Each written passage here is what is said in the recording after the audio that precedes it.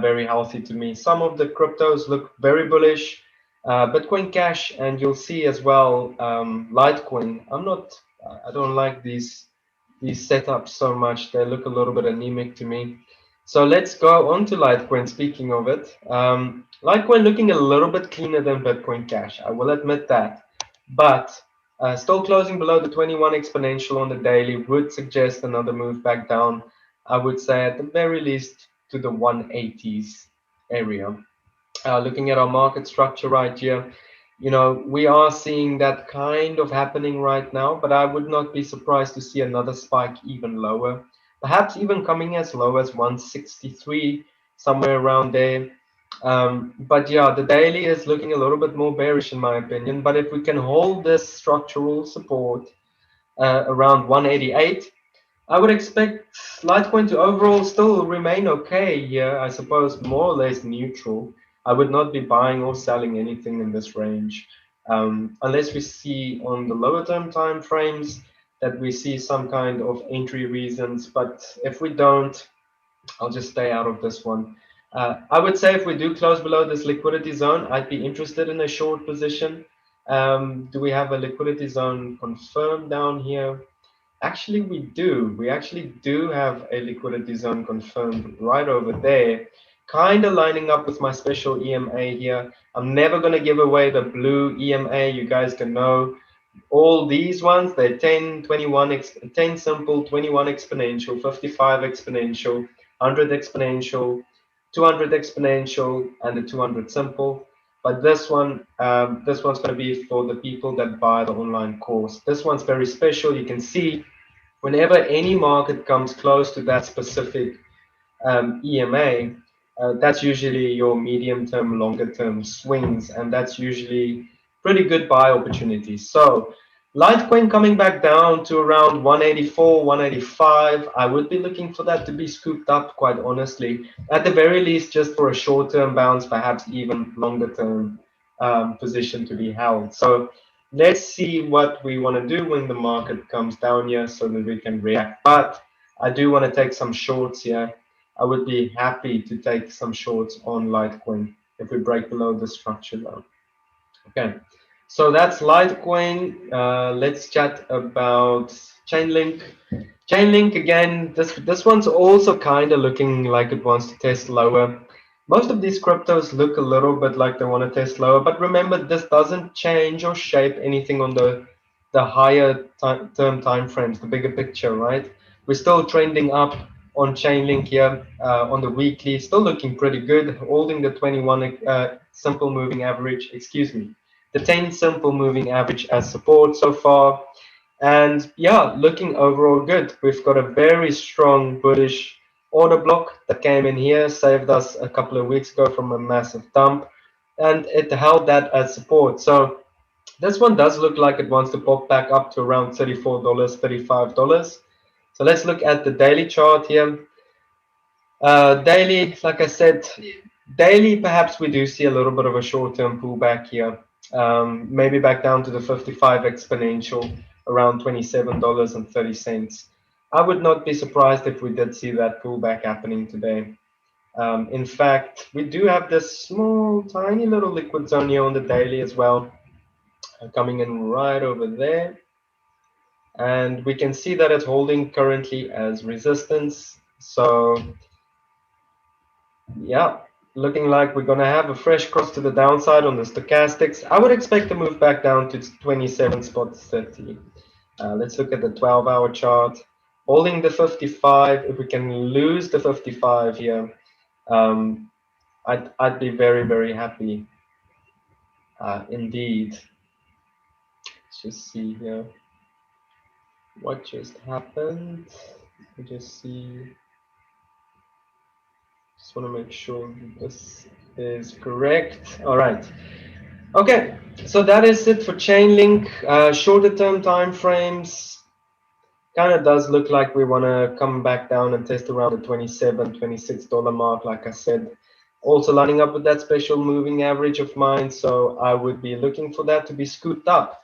I would be throwing in some long positions here, perhaps even some swing trades from this area. So let's give the market some room to move. If we do take out this structural low right here, I would be looking for an extension back down. Looking a little bit bearish short term, which is interesting. Okay, so let's talk about Uni real quick. Uni is an outlier for sure. This one is bullish, bullish, bullish. Bouncing off the previous level structure. Overall, just that rounded bottom is a very good signal. On the weekly, still bouncing off structure. You can see previous weekly close, came back down, tested as support, looking really, really good. So nothing really on Uniswap that makes me bearish whatsoever. In fact, I am expecting continuation for this one as soon as we do close above this liquidity zone. So we do have this daily liquid zone that has presented itself. So unless we can close above it, I would not expect that move to happen just yet. But if that move does happen, we will buy the pullback. There's no reason to rush into any kind of markets here. If we do take this structural low out to the downside, I would expect to move back down for Uniswap to around $24, $25, down here somewhere. On the 4-hour time frames, the very lower term time frames, holding support right here. This one is looking really bullish to me. We've got this massive liquid zone at the top. But if we do take out this swing high right here on a 4-hour candle closing basis, I would then expect a move back up to around $35, $36. So perhaps we will take a market buy on this one on the lower term time frames. Okay, so that would be Uniswap. We've got 3 more left. I know this video feels a bit long, but this is especially made for the technical analysis nerds that are watching this, like myself. So here we go. On the daily chart, let's go to the weekly chart. So we've got 2 basic levels. Keep it simple. We've got 295, 300-ish as a pivot point, and we've got 205, 206-ish as a pivot point.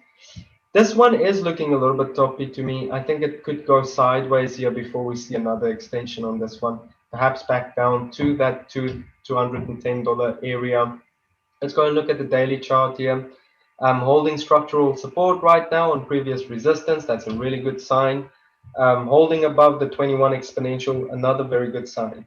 But we have this liquidity zone coming in right here, and whoever long this area probably have their stop losses just around here on break even. And I believe we're going to see that liquidity spike to the downside, just like we've seen right here, just like in previous areas where the market was consolidating. We can see those continuous sweeps to the downside.